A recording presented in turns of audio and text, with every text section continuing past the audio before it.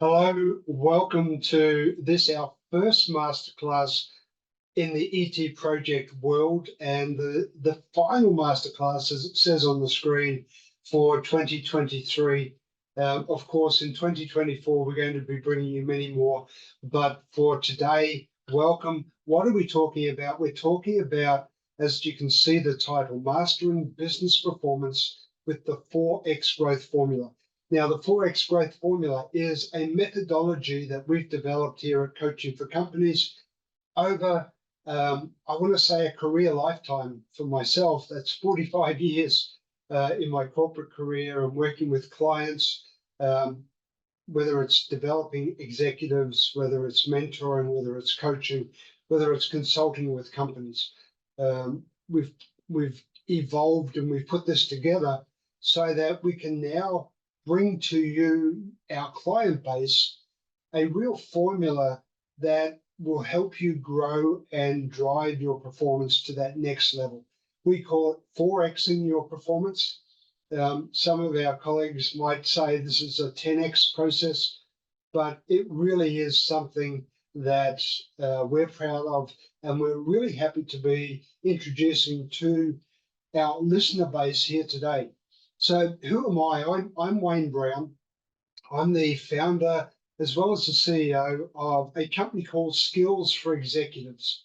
Now, under Skills for Executives, we have several divisions. One of those divisions is where we are today. We're at Coaching for Companies. And what we do at Coaching for Companies is we consult, we develop executives, and we coach for the corporate, for the individual.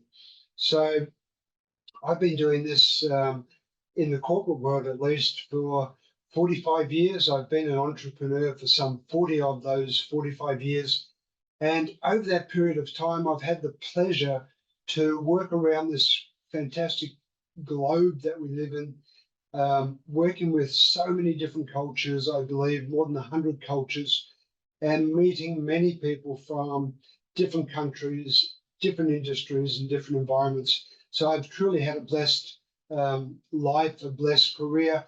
And what our company is all about is about giving back. We're trying to pay it forward back to you, the leader, the entrepreneur, the company, as a result of our exposure and our experience. So that's where we're coming from. That's who we are. And today we're going to be talking about our 4X growth formula. So with that said, let's just make sure that you have the ingredients needed to be able to follow along and fully understand this whole 4X formula in detail. So we've put together for you, and we've offered it free. You can see the link at the top right side of the screen here. If you don't have this ebook, then please go to that link, register for this masterclass, and that will get you access to this free ebook. And the free ebook is really a primer to the whole formula that we've developed. So it's going to give you a broader insight long beyond the masterclass. Of course, we will make this masterclass recording available on our YouTube channel. You'll be able to go and watch it there, the full version of it. But the ebook gives you a slightly different perspective, coming at it from a different angle. Today, I'm going to go a little bit deeper than the ebook, but the ebook is a great framework. So if you don't have it, please head up to that link, go to the link, register, and then you'll receive an email from us with that free ebook so that you can read along and you can follow along. All right. Now, there's a couple of disclaimers I want to bring to everyone's attention before we get too deep into the formula itself. The first is, this is not, and I repeat, is not a one-size-fits-all solution. Naturally, every business, every company, every individual is unique. And therefore, we're providing a framework. And from the framework, we work with our clients to introduce the framework, but to do it in a way that best suits their needs. So, You'll see as we go through what that means to a greater extent, but please keep that in mind. This isn't the world's solution to the problem of hunger. This is a specific framework around how we can identify gaps in your business that are preventing you from growing at the speed you desire and performing in the way you wish to. All right. Now, each solution is going to be unique to the company and to the group we work with. So please take that on board. The second thing is the awareness that, of course, growth is one side of often an equation that leaders like to work on, and it's a necessary second half of the equation. The second half is looking at your cost, looking at how can you minimize and bring down, work on cost down initiatives to ensure that your cost base is not eroding your profit. This is super important, and I'm not understating that in any way, shape, or form. However, there is always a however, there's a caveat. If you are only focused on cost down, then I would suggest you only have half of the equation. So please, the growth equation for me is so much more important, but not understating the need for a focus on cost. Okay, so hopefully that's clear. Now, what's our case for growth strategies over cost down? If there was to be an either or, I would go for growth. I would always look to cost, but I would put my effort and my energies into growing. And there's a few reasons on the screen that you can see. In the boxes, you'll see 6 reasons. The first is you need the ability to stay relevant to the market. And if you have a focus on reducing costs in every sector of your business, then there's a great chance you're going to become a little less relevant to your marketplace, because your marketplace is looking for you to stay current, to look to that future. We're going to be talking much more about that. So what is your relevance to them? They're your stakeholders. So if you're not bringing value to them, somebody else is going to be. And if your focus, unfortunately, is entirely on cost down to maintain that bottom line result, then there's a great chance you're going to lose that relevance in the marketplace. Now, tied very closely to that are the other items. The next one you can see beside the marketplace relevance, innovation and adaptability. You must be innovating in today's business world. There is no other way to say it. If you're not innovating, you will not exist in the future. You must be. Business in general, thanks to the world that we live in today, is evolving at such pace that what you provided yesterday as a product or a service must be constantly renewing, or otherwise it's going to become what? Irrelevant. You're going to lose your relevance. You're going to lose the value that you bring to your stakeholders. So please, you need growth to be able to maintain that innovation, right? If you're always worried about cost down and every cent that you're spending, the people that you have on board, the amount that you're paying them, the focus is likely to be other places other than innovation, and therefore you're not going to be adaptable. Now, as a result, item 3, customer retention. Great likelihood that you'll start to lose some of your income. And guess what? You lose the top line, and all the hard work you've been doing in that middle section impacts your bottom line. So you might have saved 10% on your middle section to maintain your profit, but as your revenue shrinks because you're losing customers, then the cost down pressure becomes even greater. So it's much, much better to be able to grow your business, to get extra customers, and therefore have increased revenue, that it gives you that flexibility to innovate, to adapt, to stay relevant. So that's the outward perspective. But what about inwardly? What's the impact inwardly when you're only cost down? Well, one of the big impacts is on your talent base.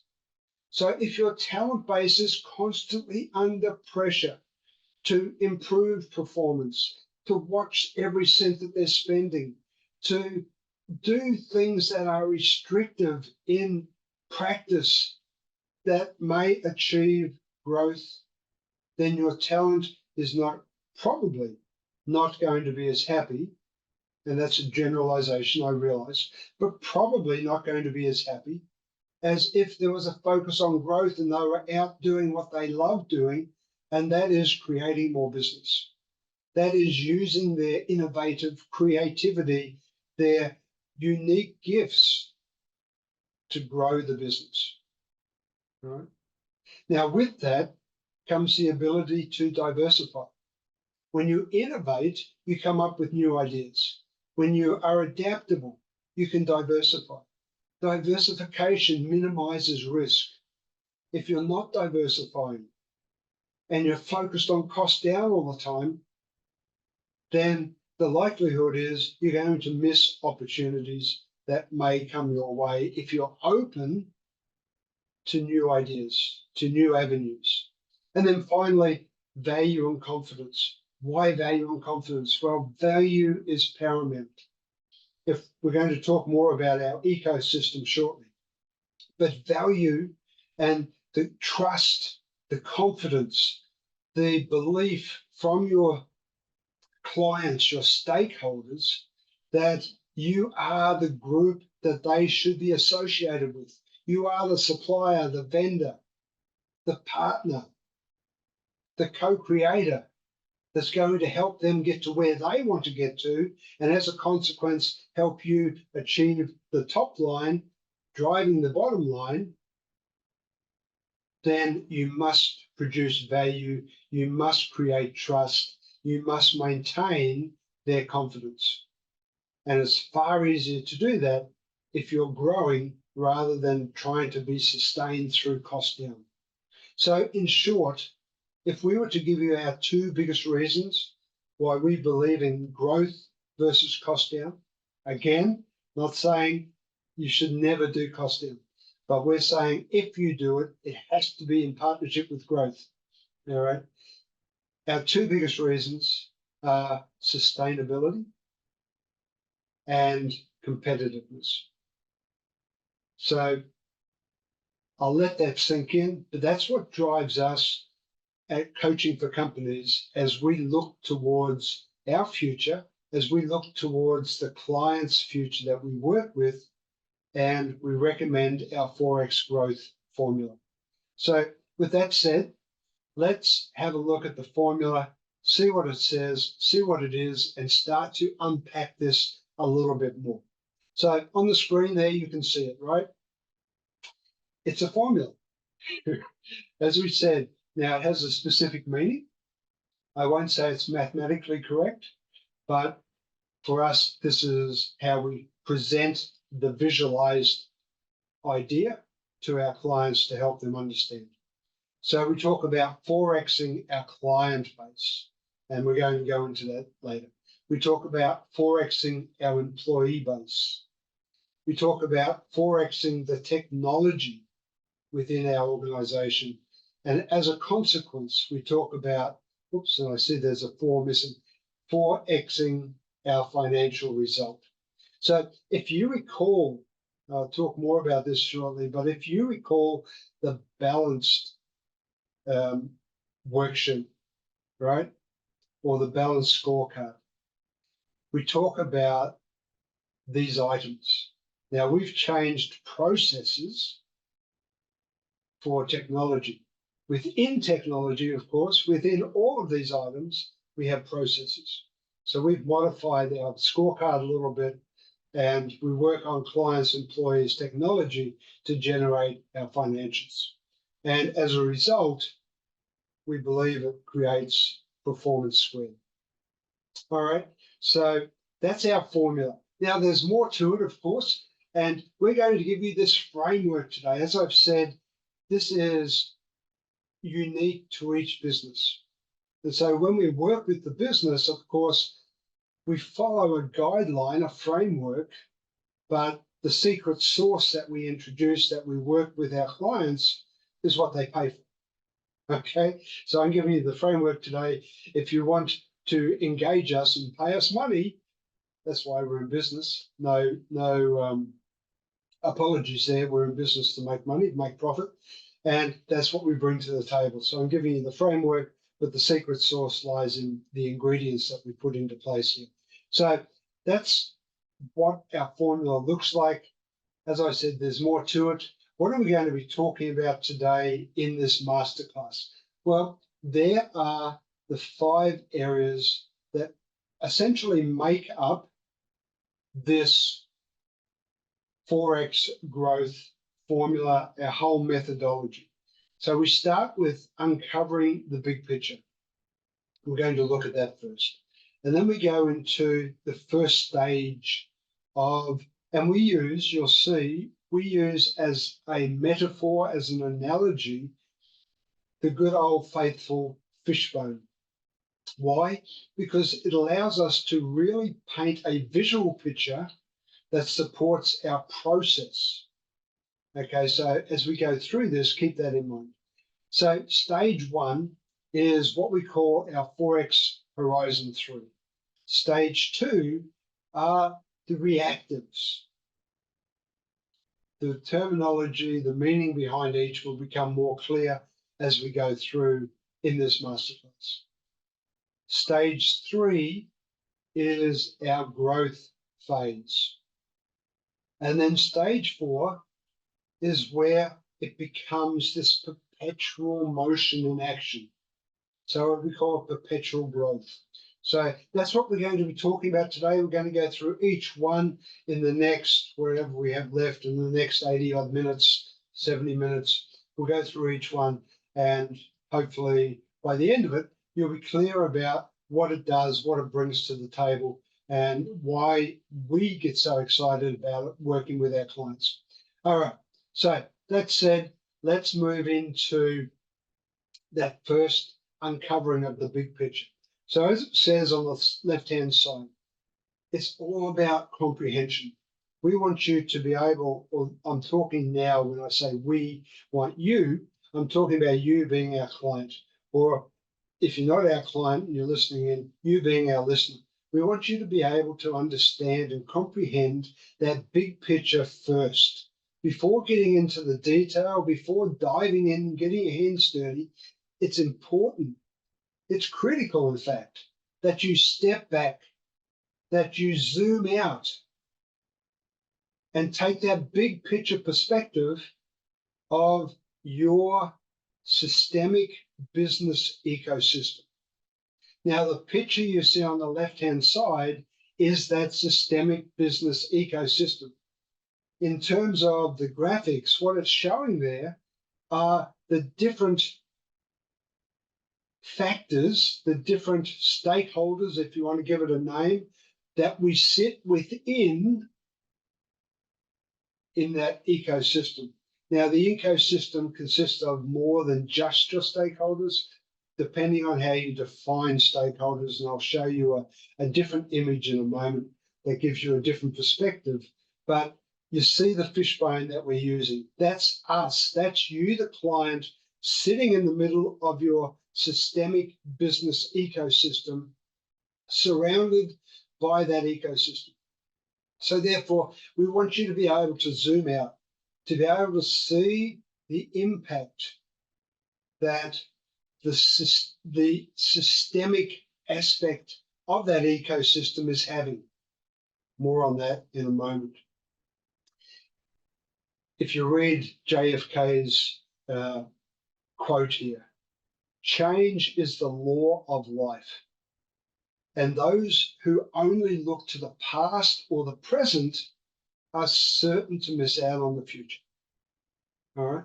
So as we step through, you're going to see this unfold in front of you. We definitely focus on the future. We definitely don't want to be stuck in status quo mode. All right. So zoom out, see your big picture, the ecosystem that you are operating inside of. Now, that ecosystem, you're going to be surrounded by your organization, yeah, whether that's small, medium, large. So there's going to be different elements, different functions, different divisions within that organization. You might be one division, and you might have an ecosystem within that division. And then there may be a division that's in parallel with you within that same bigger ecosystem of the organization. As you zoom further back and you see that your organization is just one of many within an industry, you start to see a bigger ecosystem. If you zoom further back and you start to look at your stakeholders, are other ecosystems, your competitors and their ecosystem, also suppliers of that bigger ecosystem stakeholders? So it's important to see that bigger system. Who are your stakeholders? Who is the broader community, the environment that we're living and operating within as part of your ecosystem, and what is your impact to that? So that's where we start. They're the questions that we like to put on the table for people to start with, to start considering. They may never have considered it. They may be absolutely crystal clear on it. Every company is going to be unique about their starting point, but we start with it. If they're already clear on it, we quickly then are able to move to that next stage. And we say, now that you can see that big picture, you're looking from the outside in. And if you look at the graphic there, this is taken from one of my coaching mentors, Professor Peter Hawkins.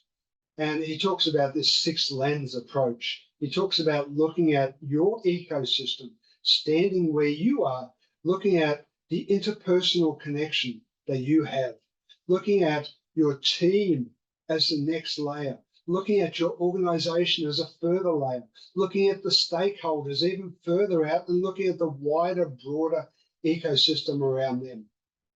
That's what we're talking about. Can you see that?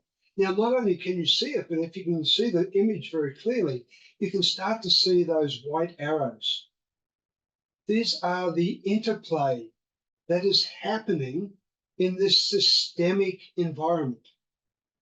And the challenging part for all of us, and why business today is so complex and dynamic and adaptable, is because we have this interplay that triggers and creates this ripple effect across and within and outside of your ecosystem. So again, it's only once you can zoom out and see this outside in big picture that you can really start to understand this fast changing business landscape that you're involved in. And this is so foundational, so critical for you as a starting point. So hopefully you're starting to see where we launch from when we talk about our 4X formula. Now, it gets even better. Why? So as it says on the screen there, try and visualize this murmuration of starlings. Have you ever seen the starlings? Maybe you've seen videos of it. It's like a dance in the air, right? This swarm, flock, group of birds, seemingly led by some orchestral leader,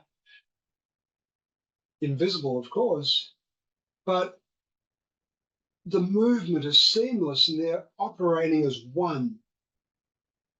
individually, they could fly in their own direction, but somehow they managed to stay aligned, channel their energy together, harmonize and synergize, and head in that one direction, in that swarming, ducking, weaving movement that we've seen.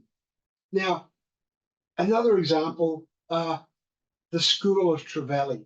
I don't know how many fishermen out there we have, or if you've seen pictures of schools of silver trevally swimming through the ocean, seamlessly moving with the current and heading in the direction that they want. Have you ever seen when a shark or a predator swims at them or through them, they magically have the ability to separate, and as the predator goes through, they reform and continue on their way. It's quite extraordinary. How do they do this? And this is the magic that we're talking about that comes out of being able to see that big picture, to understand that systemic landscape that you're operating in, that ecosystem, and start to really anticipate and work with the interplay, the interactions, the ripple effects. Now, you as a company need to be able to come together seamlessly. You can't do this as an organization of silos. You have to bring it together. And this is often the biggest sticking point in the very beginning of our engagement with clients, because over time, these silos have become rigid. They've become entities within themselves. They've become their own fortress with their own agendas. And they will defend those agendas no matter what. Now, breaking that down often is part of the biggest battle. All right? But if you want to harness the energy of the group, to be able to take effective action within this broader, fast-changing environment, business environment that you're operating in today, then that is your starting point. Without it, then good luck. It's going to be a difficult road ahead. Now, I probably have a lot of people out there who are already saying, yeah, good on you, Wayne. That's not likely to ever happen in our organization. May be the case, maybe. Think about what that organization looks like with today's fast changes and your future 5 years from now. The writing is clearly on the wall. Change must be a given. Change must be a constant, as many people say. Change must bring about this seamless, channeled energy to achieve the common unified outcome or purpose. All right. So with that said, team, let's take a moment now just to highlight something. One of the key factors that we're going to be thinking about, talking about in this strategy, but also when we work with our clients, is the stakeholder. Now, you have internal stakeholders, you have external stakeholders. I'm not here to talk today about stakeholders per se, but I just wanted to highlight for you, stakeholders are a crucial, critical element for you as a company, and you must be engaging with and adding value to.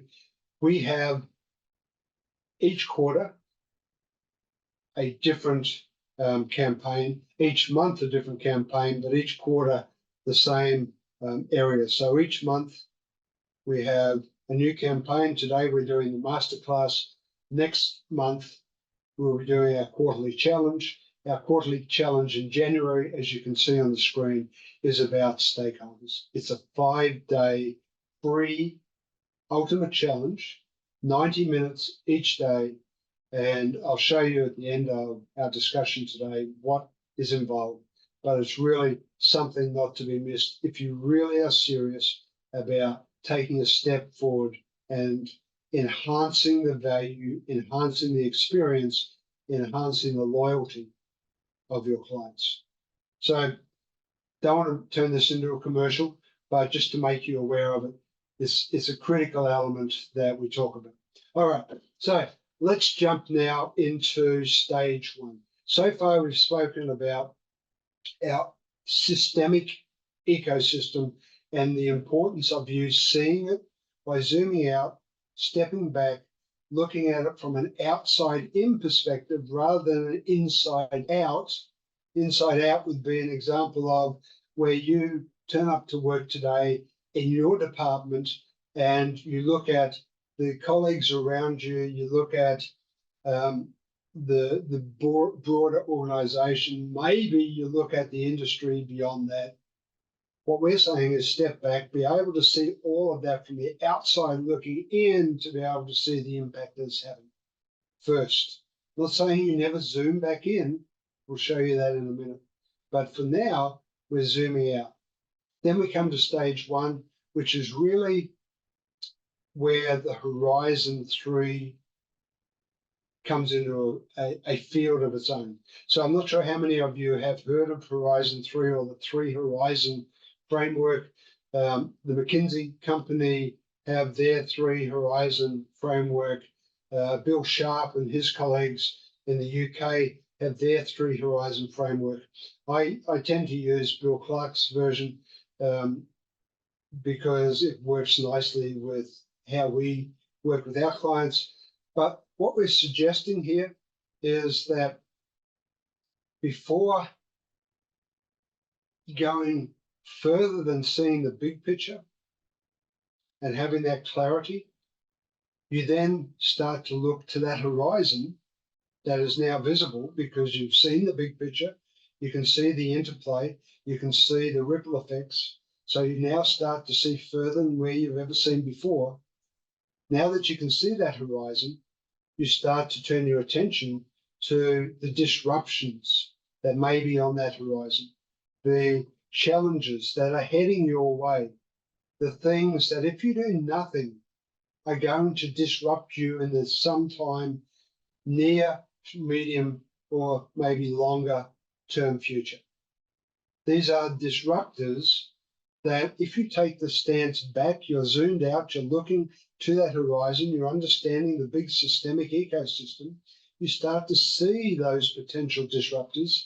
You have a chance then of putting in place your own disruptors in your industry that put you at the forefront and help maintain the value you bring to your clients. Now, of course, being a disruptor requires multiple other aspects. Seeing is one thing, and it's a great starting point. But you also need to have the change catalysts. You have to have the people within your organization that see that disruption, they understand what you're talking about, and they're the ones that are out there waving the flag and saying, okay, we need to make this change real. We need to make it happen. So we talk about change catalysts or change leaders. Now, in addition to that, seeing and being ready to do something requires that somebody is ideas driven. Somebody is coming up with the innovations, the creativity that is going to help you to identify the products, the services, the actions, the implementable steps that are going to allow you to put in place your ideas about disruption, to help you lead that change with these ideas, with these new services, with these new strategies. And then, of course, to build the strategy around that becomes critical. And we call them strategy creatives because in many cases, there is no blueprint that they can base this future disruptive vision on. They have to think holistically. They have to see that ecosystem. They have to ask themselves many questions. And this is not something that everyone is gifted or educated enough to be able to do. So you have to find those right people within the organization or work with other people that have that ability to help you define and build that strategy that moves you in that direction. Now, one thing that we want to highlight here is that image previously where we said there is no silos. Bear in mind that this doesn't happen if you have a team looking at the disruptions, if you have a team then looking at the changes needed, if you have a team of innovators, if you have a team of strategy creators, sooner or later they're going to be working as silos yet again. All right, so as you build and as you create these roles, if they don't exist today, you need to be very cognizant of the fact that they have to work together. They have to be brought together. They have to be seamless to channel each of their energies into the other group, working on something side by side with them in parallel. All right, this is how we generate future forward thinkers as a group. It's great to have the leader of the past who was always the visionary, talking about what they see as their future. What we're talking about now is a holistic team. We're talking about a team of leaders that come together. They each have their own role, but they all share that common vision. They all share that common purpose, and they're working in sync with each other to move in that direction. Now, that I'm sure many of you are sitting there thinking, man, this guy is on something good. It sounds easy, but that is so difficult. And look, to be honest, it depends on the individual group that we work with, is our experience. Some groups are easier to see that shift, that transition that they need to take. Some groups are really stuck in stage 2 that we're going to talk about in a moment. So be aware of that. It's not for the faint of heart. Here is the actual model, right? The 3 horizons framework. If you look at horizon 1, it's where you are today. It's your status quo. We're going to talk more about this in stage 2 in a moment, the reactives.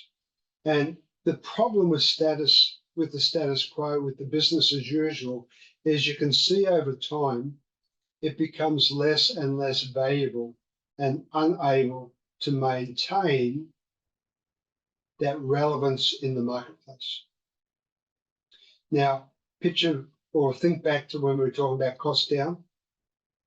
There's not too much innovation. There's not too much creativity going on in a totally cost down driven organization. It's very much in status quo. In fact, it's about refining even that status quo so that they're leaner, meaner, and maybe hungrier. All right. Horizon 2 then is where we start to do a little bit of innovation, the patchwork that goes on to the business as usual to maintain its relevance. Now you can see as you introduce that patchwork, it becomes valuable. But again, over time, it loses the value and it becomes outdated. Then we have horizon 3. At the moment, when you start to do this, this is quite often very scary stuff because you're taking so much risk. There's no guarantee, there's no certainty that what you imagine is going to happen in that future and cause that disruption is actually going to transpire. But the risk is if you don't take action, if you don't do anything, can you at best do horizon 2, longer term, maybe within a 5-year horizon, you're going to find yourself starting to really struggle to maintain your business. So horizon 3 is where we come from. We're talking with our clients about that future forward thinking. We're talking with our clients about putting in place the leadership team that is future forward thinking. We're talking with our clients about moving beyond business as usual. Yeah. So there's 3 things that we always discuss with our clients. The first is a reminder. And this comes from one of our coaching gurus, #1 in the world, Marshall Goldsmith. His book, What Got You There Won't Get You There. What Got You Here Won't Get You There. I modify a little bit to say what got you here most likely won't get you there. All right, there's always outliers, and the outliers have a tendency to come back and bite you if you challenge them too much. So I say most likely is not going to get you to where you want to get. And so therefore, the question becomes, what can you do? What can I do that's unique in my ecosystem that my stakeholders of tomorrow will need? So remember my Horizon 3 perspective. Think about this question: what is it that I can do that's going to be unique, that's not there today, that's not status quo, that's not business as usual,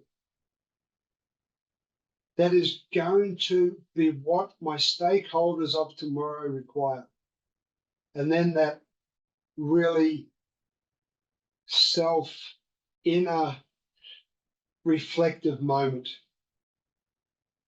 If I fully believe in that, how much time and energy are we as an organization, am I as a leader prepared to commit to achieving it? 3 challenging ideas, but 3 really crucial ideas that we ask our clients to answer or to think about and consider before we get any further. Because it's one thing to see the vision, to have that dream, to have that desire, but it's only when you put it to the test do you really find that conviction or lack thereof. All right, so that's something to ponder a little bit deeper as we go forward, particularly as we go forward into that next stage. But before we do that, let's just have a look at it. Here's those 4 roles that we spoke about: the disruptor, the catalyst, the innovators, and the creators. We want horizon disruptors, those people that are able to look to the future, to think through, to be thought leaders, to come up with ideas about what is on that horizon that's maybe not even there yet, that they can think of and see and visualize how that's going to disrupt our business in the future period. And then who's going to take that on board and sound the alarms and drive the change as change catalysts? Who's going to come up with the ideas to counter that disruption? Or maybe to embody that disruption and become disruptors within your own industry, to become those value-add partners with your stakeholders. And then who's going to build the strategy within your organization, who's creative enough, because these things don't exist today, there's no blueprint. So you have to build a strategy based on faith and what you see and what you believe around that, and put that into a strategy that can be implemented. Right? Now, you can imagine at that stage, there's going to be a lot of naysayers. There's going to be those people that just can't get on board with you. And that's what brings us then into stage 2. In stage 2, we move from the future forward thinkers, we move to those future back status quo scenarios where people are comfortable, where people are happy because they're in status quo mode. They're in their comfort zone. They don't see that future change looming on the horizon, heading towards them. They're the ones that are constantly being disrupted and complaining about it. All right. So how do we move from building this team of future forward thinkers, those thought leaders, those leaders of industry, to be able to come back into the business and say, you know what, if we're sincere, if we're really committed to working in that direction, then let's explore what's holding us back today. What is it that has us anchored and believing so firmly in where we are, even though we know we're losing ground and we're not making the inroads and growing the way that we should be? And this is not for the faint of heart, let me tell you. You're going to have lots of internal heat. As I said, over time, silos are created. They become fortresses in themselves. And the people that have built those silos are extremely protective. And you start talking about this holistic picture for the good of the company, and they start seeing it as a negative and what it might mean to their silo. So what are some of the things that we work with our clients? Well, you can see them, right? And we're going to go deeper into those in a moment. I love George Bernard Shaw's comment here, right? Progress is impossible without change. And those who can't change their minds cannot change anything. You know, these are the people that are stuck in status quo mode. These are the Horizon 1 leaders. They have no desire to become transparent or vulnerable, right? There's no drive, there's no intention other than to protect their status quo, their comfort zone, because life is good and the paycheck keeps arriving each month. And they're the ones that we really need to be able to cut the anchor on, shake the roots of the tree, as some expressions have it, and be able to move forward. So let's have a look at an even more graphic visual here. All right. Some of these silo mentality leaders, they're doing one thing, they're chasing the dollar.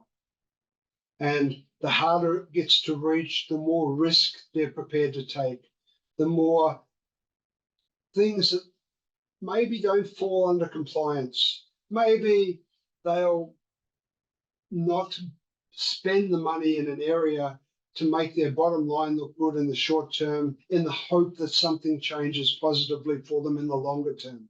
They're not going to be reactive in the right way towards growth. They're going to be reactive in a negative way. And so we want these leaders to be held accountable.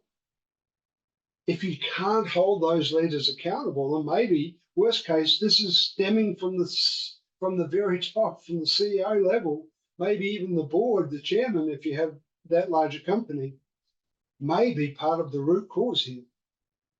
But if you can't cut the anchor, if you can't let go of those things that no longer serve you, no longer serve your team, no longer serve the company, then you are never going to grow at the pace and in the way and perform to the level that you need to or could do. So we offer, again, some guidelines. We talk about 4 areas. We ask our clients to look at their strategies. Are they outdated? We ask our clients the really hard question. How many limiting factors exist within your leadership? Do you have beliefs? Do you have conflicting values? Do you have misaligned visions? Do you have a silo mentality? What is it that's limiting within the leadership of this organization? What about your policies? Do you have HR policies that are holding you back without even realizing it? Holding back the people that you've identified at the helm that are future forward thinkers, but because of the policies, they're being held back. What about some of the levels of authority? All of these things may be working against you. What about now looking at the systems you have in place? And this is so relevant today with the advances in technology. Are your legacy systems useful, or are they really just dated and stopping you from being competitive in your market and supporting the growth that your stakeholders need? So there's 4 areas that we focus on as we come in to start with. Again, as I mentioned, no one size fits all, and these are starting references. They're not an end in themselves. All right, but they're important. They are, for the most part, the core of what's stopping you. So really, what does it mean? It means that we need to help our clients have a change in mindset. We need to help them see that future forward vision, to get on board and understand the consequences if they don't, to then work on releasing that anchor, to allow companies to really benefit and grow and perform to the level, at the speed, to the height that they desire. It requires a change of mindset for many, many leaders, from the top all the way through the organization in many cases. All right. So again, challenge yourself to think, where are you on this continuum? It is a continuum. This is something that all of us need to think through, work through, consider, because at some stage, we're going to be striving, and we'll get to a point and we'll say, we made it. And then somebody comes out of left field and says, you've only just got to milestone 1, we've got 5 to go, let's keep pushing. I need to change my mindset again. Right? Now, unfortunately, that is the reality in today's world, because change is a constant and it's occurring more and more rapidly at exponential rates. So, yes, you do. I'm sorry to say. But however, if you are able to, and if we can help you move in that direction, that brings us to stage 3. Now, stage 3 is really the exciting phase. This is where the hard work up until this point, really pays off. So if you have your big picture vision, you can see from the outside in, you understand the interplay amongst your stakeholders, the interplay within your environmental business landscape. If you can see that horizon and you can become those future forward thinkers with that team of disruptors and catalysts and innovators and creatives, if you're able to bring that team to your status quo and challenge that status quo and say, what must we release today that will benefit us in the future? That brings you to this point, where we take a whole body approach, where we become aligned, where the head and the tail and the body move in sync, so that we channel all of our energy in the same direction. And Socrates' quote, the secret of change is to focus all of your energy not on fighting the old, the status quo, but on building the new, that horizon 3, that future forward strategy. And how do we do that? We take this whole body approach.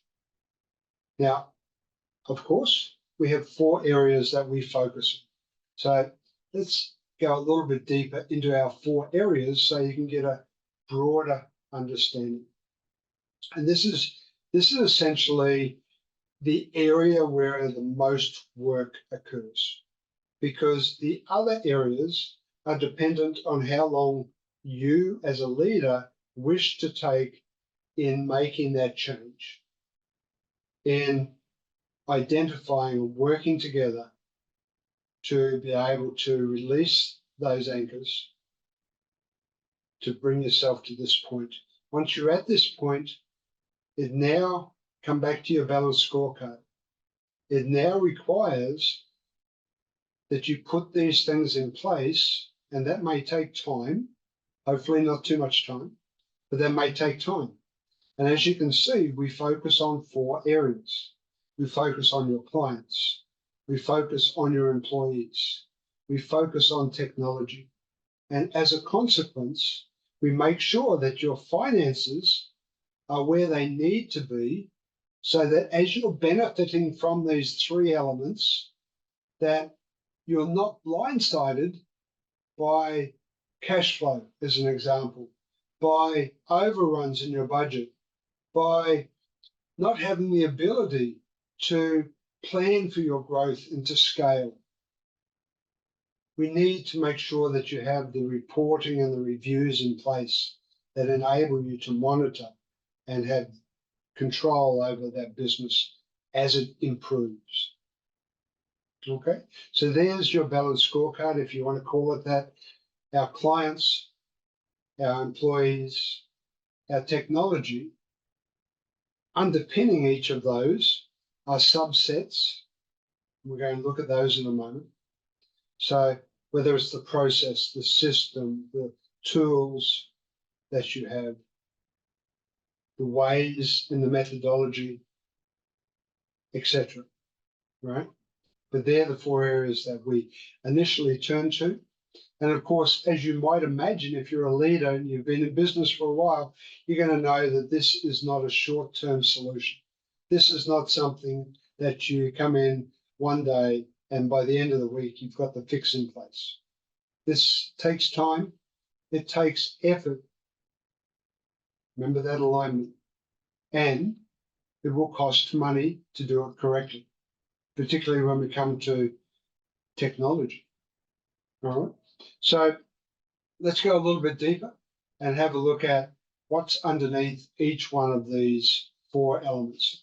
So start the top left corner. We talk about 4Xing our customer care under clients. So we're now calling our clients the customer, right? And what is it that we're doing to care for those customers? These are our stakeholders. These are the people that are paying the money, generating our revenue to help us do what it is we have to do to make our profit. It's also for us to do what it is we have to do to help them achieve what it is they paid for, right? So it's very important that we care about our customers. No new story there. Very old logic, right? We talk about stakeholder theory. We could talk about it for hours. We'll talk about that next month in our challenge. So, but customer care, and we focus on 4 areas. Surprise, surprise, you're probably getting the theme now. Everything's in 4s, hence our 4X strategy. All right, so what strategies do you have in place for value creation for your stakeholders, for your customers? How well do you understand the journey that you take them on as they engage with you, as they come along and look at your product and service, and they start from branding or knowing nothing about you to being introduced to you, and they work along that journey, and they have all these different touch points? How well do you understand the environment that you've created that your customer comes through and the impact it's having on their emotions? Because that's what we buy through. Very seldom do we sign the check based on the rationale. We might eventually at the end, but in the initial phase, we're looking at it through the emotional lens. So do you understand it? Do you have it mapped out? Is it something that you can see and understand and touch and feel, so that have you ever experienced it in the customer's shoes yourself? What are you doing to educate your customers so that they have additional trust and confidence, that they see the value, the love, the passion, the dream, the purpose behind the product and the service that you bring to them, the considerations that you're that's driving your actions, your behavior. That's all possible through the programs that you can offer to your customers so that they can understand them. And then finally, what loyalty initiatives are in place? So if we take the hospitality or the transportation industry or the food industries, you'll see that this is in place everywhere. Do you have it in place if you're not in those industries? If you're an engineering company, like my background, what is your loyalty initiative that you have that says, you know what, if I work with your company, I know there's some benefit in it for me other than the product or service you're providing? What do you have? What's the enticement? Is it status? Is it the brand recognition?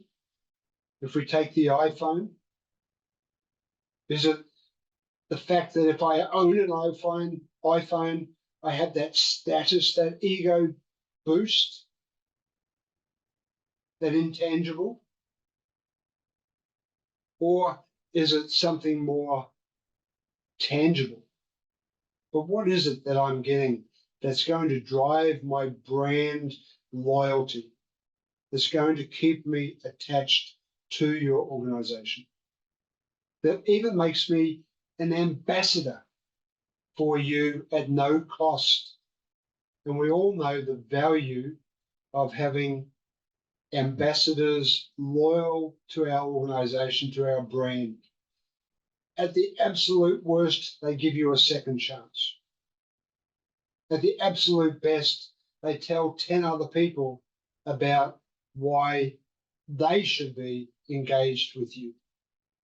So there's where we look to start with. Again, no one size fits all, but here's a starting framework where we can ask you the questions to look inside this, and for sure, almost guaranteed, there's going to be areas for you to work on and improve that is going to drive your growth and drive your business forward. The second factor, employees. There's a new term in the market introduced by Dave Ulrich and his team called human capabilities. I like the term, although I prefer it to be people capabilities, because human just sounds a little bit impersonal to me, but human capabilities. And what we talk about here is we talk about the strategy planning. We talk about, do they understand how to plan strategically? What are their capabilities in this area? Yeah. So if we ask somebody to sit down and map out a strategy that's going to help them in this project, or depending on what level of leadership they're in, to work on a strategy that's going to benefit them and their division or their team, but also the company, do they understand what we're talking about? How is it strategic? So what are we doing to develop this capability within those people? Are we working on developing them? Now, there's many forms of development. Education is just one form. You know, see, we talk about upskilling and reskilling next. But development is not only about an educational perspective. It can be experience-based. What opportunities are we providing for them to grow? Are we giving them the opportunity to lead a project, to run a team, to manage a department, to go out and create an initiative and try and bring it to life within the organization? What development opportunities are we putting out there? Now, you'll see that we've tied this with wellness and retreats. Why? Because quite often the development ideas come out of those retreats. So wellness sits there as a sideline category, but it's so embodied around everything we do with people and within our organization. You know, what are we doing to ensure the mental health, the wellness, the physical, the mental, the overall wellness of our people? What is our burnout rate? What's the level of fatigue within the individuals within our organization? Are they feeling stressed? Are they anxious through what they see and is unspoken? Are they anxious through the words of their leaders? Are they feeling isolated and alone? And on and on. It's a real issue in today's world. It's an area that we must be focused on. It sits under this area of employees or human capabilities. Development and understanding the wellness of our people. Retreats is a great way to start to address that. Upskilling, reskilling almost goes without saying in today's environment. Not so if you went back as much as 5 years ago. Very few companies were talking about upskilling, reskilling. Today, the penny has dropped. The rapid rate of change through technology, through restructuring of organizations, through the way we work, through the hybrid environment, through the remote environment, through the challenges that we're facing, requires a constant upskilling and reskilling of our people. There's some studies that are indicating as much as 50% of our skills that we have today will no longer, it may even be higher than 50, maybe 65 from memory. 65% of today's skills will no longer be relevant 3 years from today. So it's a requirement. It's not an option anymore. It's a requirement that you are reskilling and upskilling. So we work with our client to understand what they're doing. How are they doing this? Do all leaders within the organization even understand what that means? And how is it driving performance as a result? And then, of course, another area we look at can be tied to development, can be tied to upskilling, is your mentoring. Do you have a mentoring program in place for that wave of talent that you're trying to bring through the ranks of your business? If not, why not? Do you have a coaching program in place? Maybe you engage external, maybe you engage internal. If not, why not? There's a difference between mentoring and coaching. If you don't understand it, that would be something else you would talk about.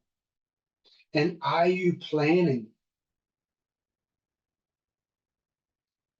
for the career of your leaders, of your talent, of the people in your employment?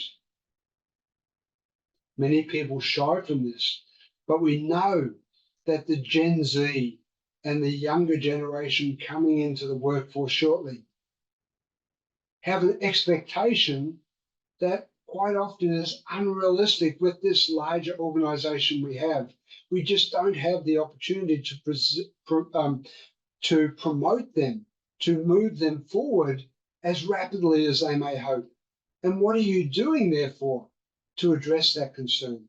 If you're doing nothing, there's a good likelihood that they become one of your statistics as a turnover figure, as somebody who you retrenched because they don't see any value and they're only going to put in the effort that is needed to ensure they get their paycheck each week, right?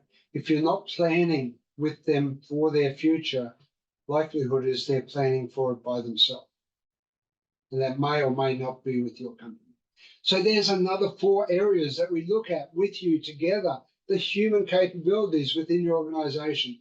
Then the third factor, it's a huge factor, and it seems like we've minimalized it here just by putting 4 areas around it. But the information and data analysis area of technology is so foundational, fundamental to the future business landscape that we need to start somewhere. And so we start by saying, well, how well can the people within your organization interact with each other? How well can they be creative? How? What's the restrictions in place? When they see and they look at the phone every day and they see some new mechanism available to them for connecting socially, and they look internally and they have this restrictive policy that says, no, you will not use WeChat. No, you will not use WhatsApp. No, you will not use Yammer. No, you will not use whatever it is, Slack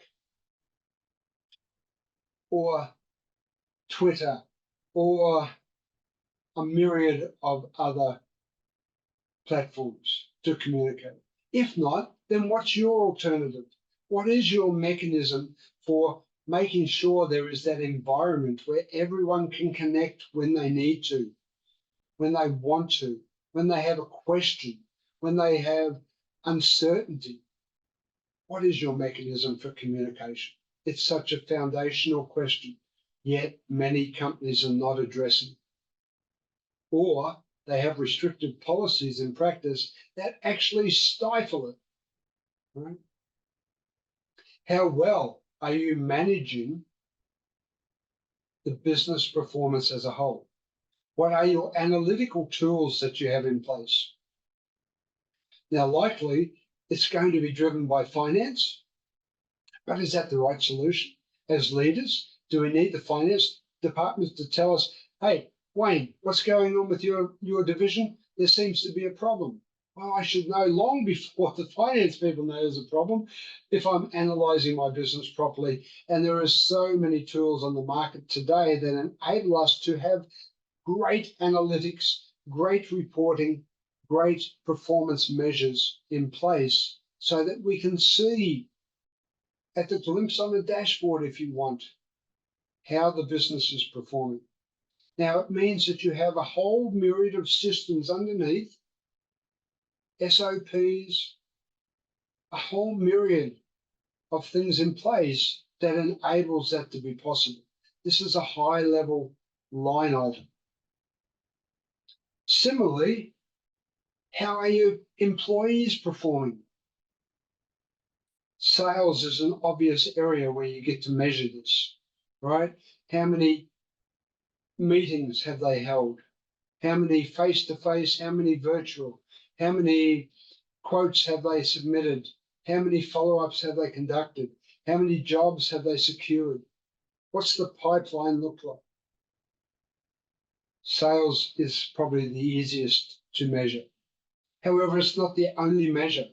If you set KPIs, OKRs, if you have the right tools in place, then you're able to really look at the performance.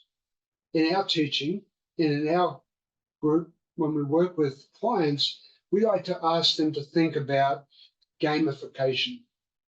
And when they're thinking about measuring performance, that it becomes something that is ongoing, not annual or biannual or semi-annual, right? This is something where you look at performance on a regular basis. You need to have that feedback loop in place. It not only comes from you, it comes from your peers, your colleagues. If you look at Ray Dalio, he made this quite a famous concept through Bridgewater and what they do in Bridgewater. But you know, the principle has been in place for a long time. If you look at gamification, think about a game that you like playing. How do they let you know you're performing well? Do they wait till the end of the game and have that dreaded noise at the end where you got killed or you've lost the battle? No, they're supporting you all the way through the game, aren't they? They're helping you get to that next milestone, to take that next level, right? They're giving you indication. They're acknowledging when you do something good. They're giving you beeps when you do something wrong, all the way through the game. That's how they encourage you to keep moving, to build that momentum, to gain that engagement, to have that excitement. Why is it only in a game? Why can't it be in the business world?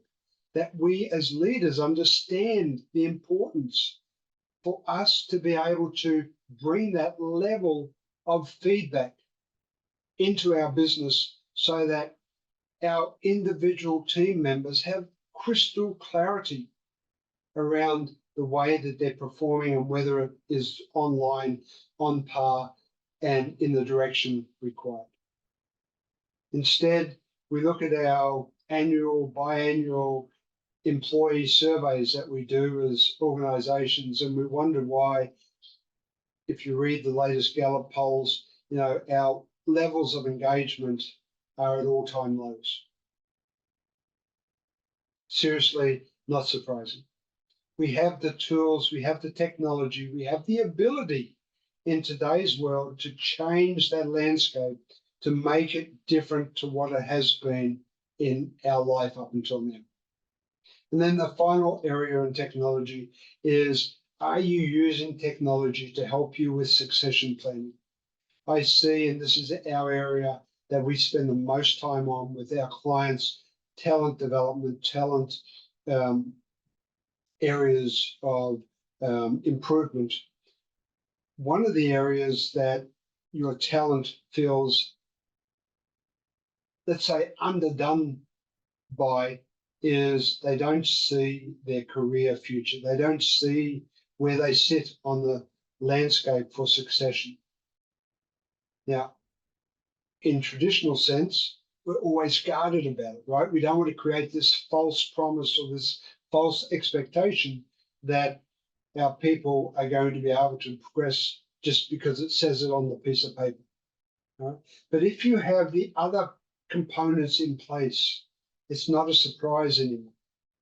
And the ideals of where they could get to become the drivers that drive their performance, that give the company the benefits, that realize why you selected them as a talent in the first place and put them on that succession planning. And then it all becomes this self-fulfilling cycle where employees are happy, they're engaged, they're staying with the organization. You're not wasting money in developing them because they see a future. All right. So again, this is a big area of the business. I don't want to dwell any further on it. You know what I'm talking about.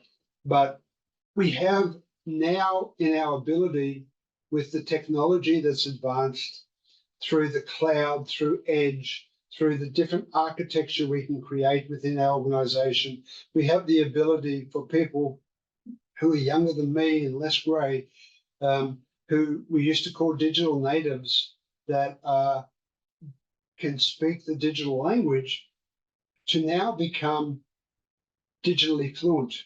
We have the ability for everyone, in actual fact, to become digitally fluent and therefore use technology to its full advantage rather than fear technology for the challenges in their mind that they believe may exist.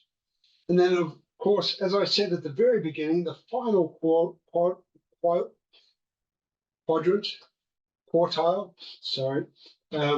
that exists is the financials. And we talk about it in terms of forexing your return on investment.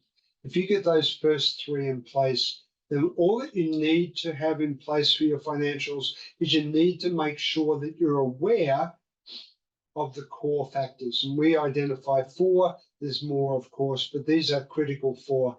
Do you have a means of managing your cash flow? Do you have a policy in place that says, what is your trading terms? Do you have a means of managing your net working capital? Do you have a means of understanding how it all comes together? Right? Do you manage it? If you're not managing it, then cash is king. The likelihood is if you're spending more than you have coming in, then your business is either going to be heavily indebted to the funding sector of the world, and at some stage you're going to reach a tipping point where you can't afford to pay them back, or you're going to go out of business because you just don't have enough money in the bank to pay the bills. You have to turn the lights off, shut the door. All right. So cash flow is king, but it's not the only consideration. We also need to be aware of, do we have a budget in place? And if you do, then let's look at the budget. What are your projections for revenue? What are they based on? Where's the solidity, the justification, the solidification, past experience, new projections, based on what, right? Quite often we get the wing and a prayer and hope that we can come up with a revenue figure because the revenue figure matches our expenditure, which is going to generate a bottom line profit that we're somehow happy with.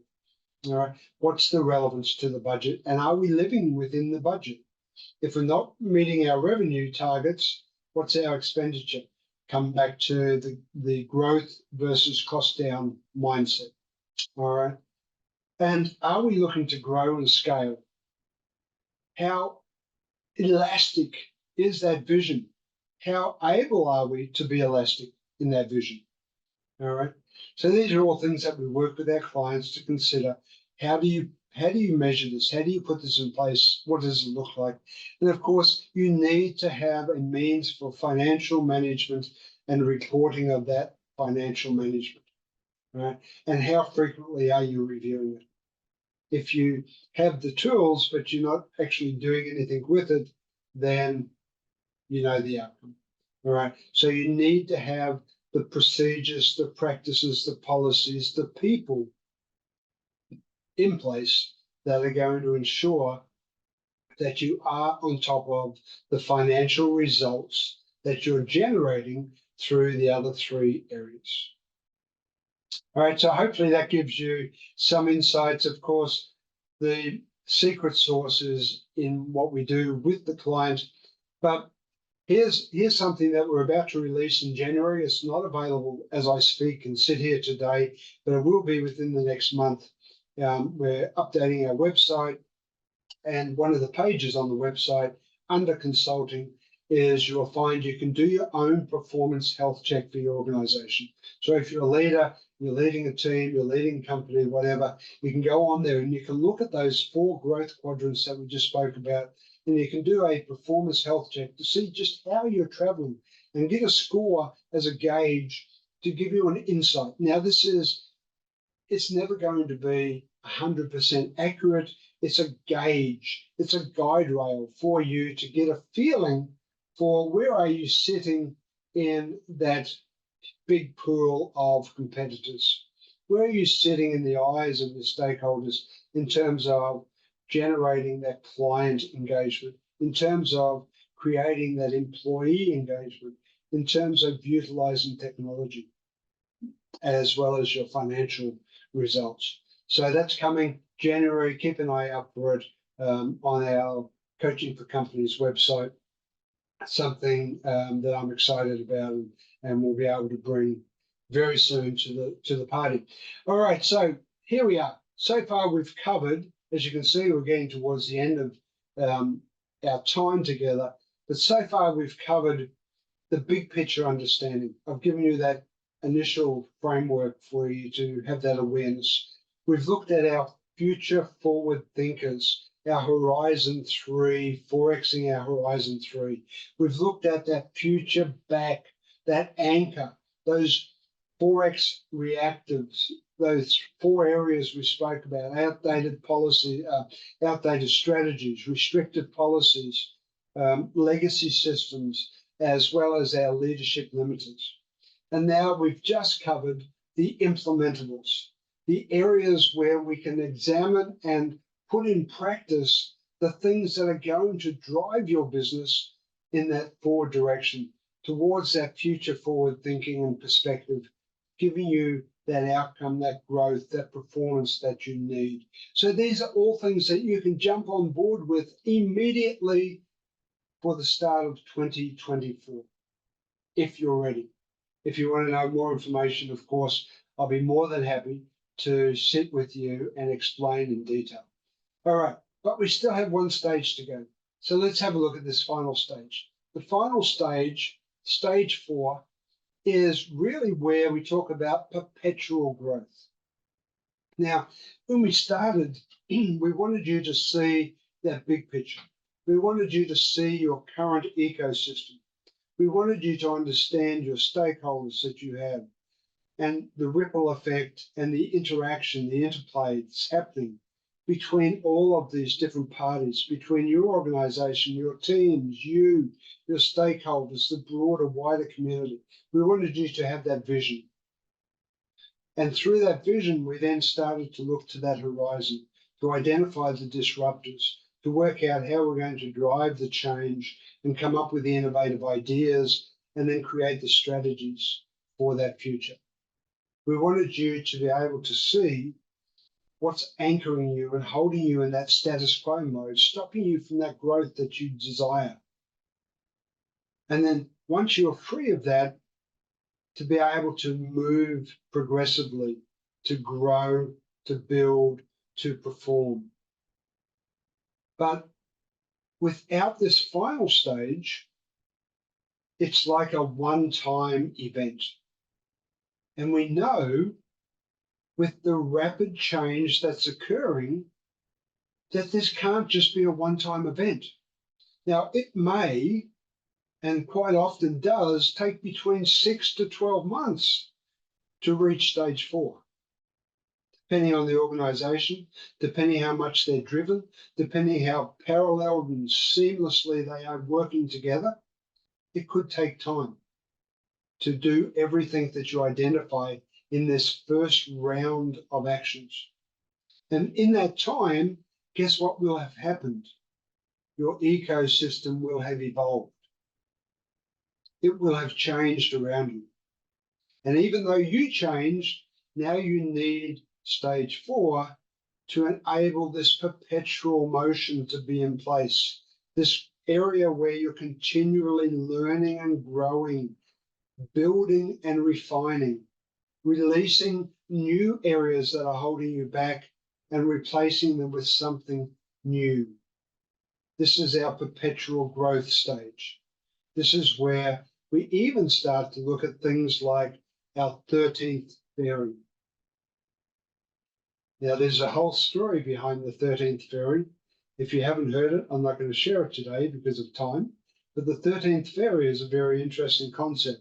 It's looking at stakeholders that we may have overlooked in that first round, that first iteration, and now looking broader, looking further afield to identify what are some of these new stakeholders, what are some of their existing stakeholders' new demands, expectations, new partners that they've formed, what are some of our vendors within this existing ecosystem that have entered the market that may be there that we can partner with, that we can grow with, that will enable us to bring more value to our existing stakeholders, to our new stakeholders, to broaden our scope.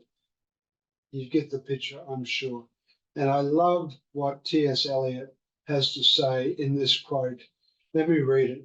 What we call the beginning is often the end, and to make an end is to make a beginning.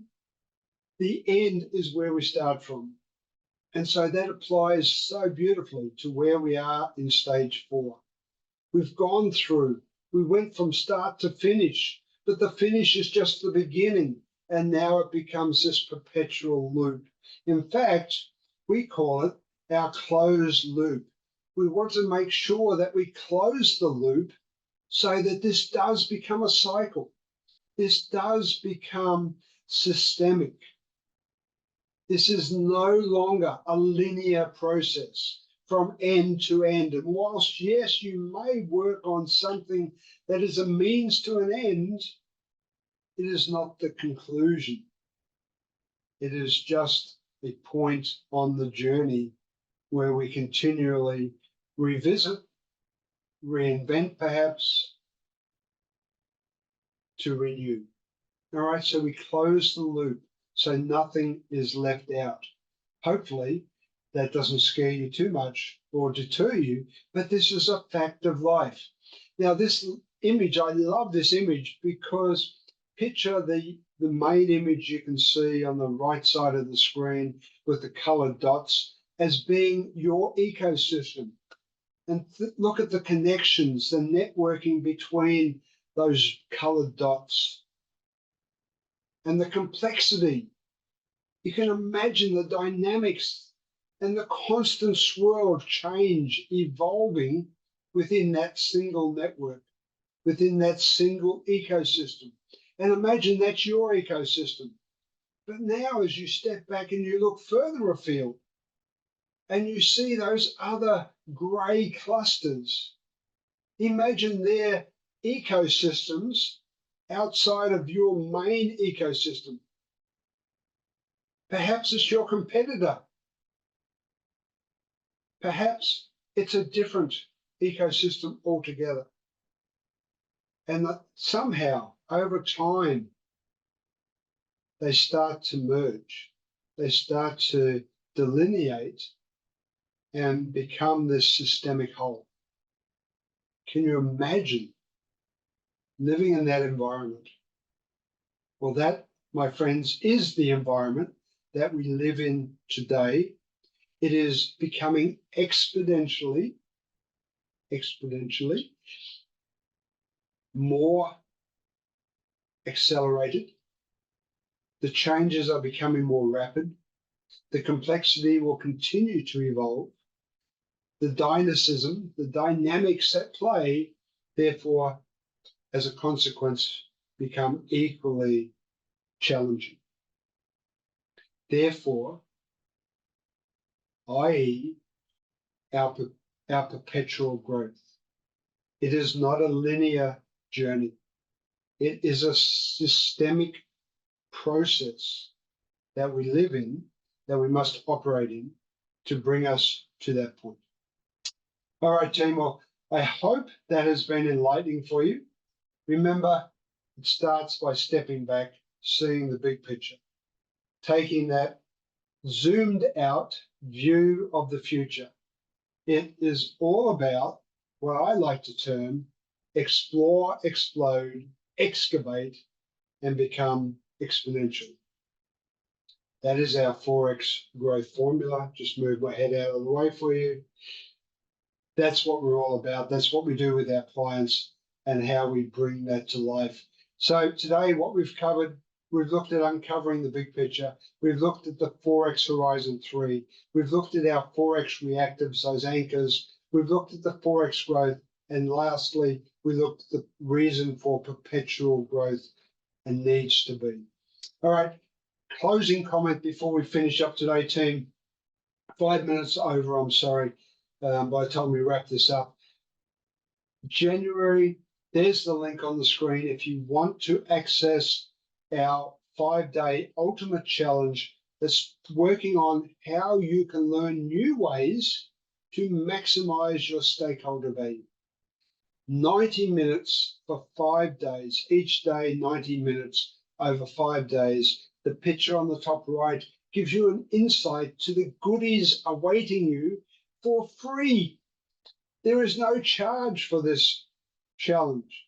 Insane, yes. How does that help us? It's part of our value ladder for you. So if you want to, you have the option to join as a VIP. It's not mandatory. You're going to receive a lot of stuff. Of course, if you join as a VIP, you get even more.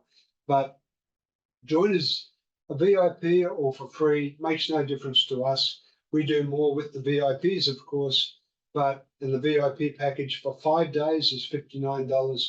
Before, we have 4 different challenges every year, 2 days through to 5 days. Our 2-day challenge, $29, 3-day, $39, 4-day, $49, 5-day, $59.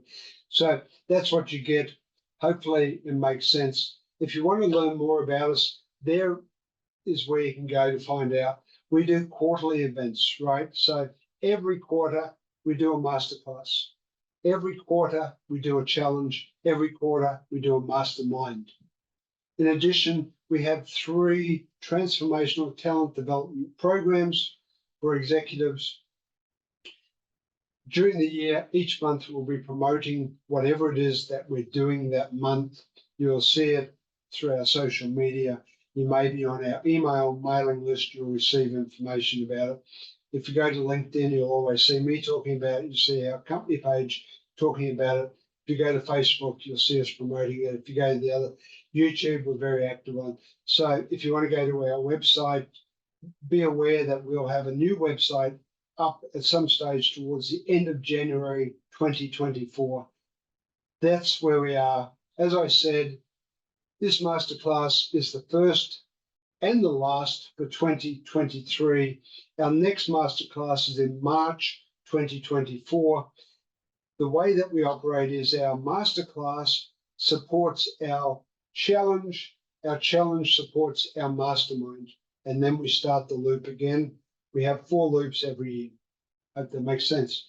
So team, it's been an absolute pleasure. Sorry I'm a little bit over time.